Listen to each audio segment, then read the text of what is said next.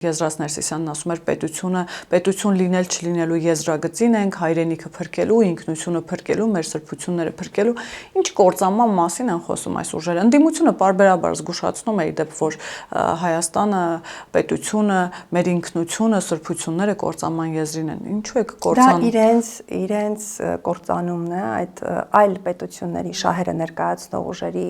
կործանումն է, նրանք պարզապես կախված են այժմ փրփուրներից, որովհետև հստակ տեսնում են, որ այս ընտրություններից է կախված նրանք կշարունակեն ընդհանրապես գոյություն ունենալ մեր քաղաքական դաշտում, թե ոչ, եւ քանի որ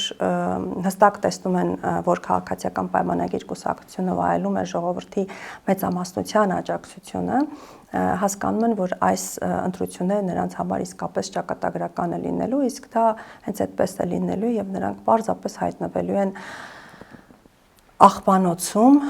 քաղաքական աղբանոցում եւ մեր Հայաստանի Հանրապետությունը շարունակելու է լինել անկախ, ինքնիշխան, խաղաղ եւ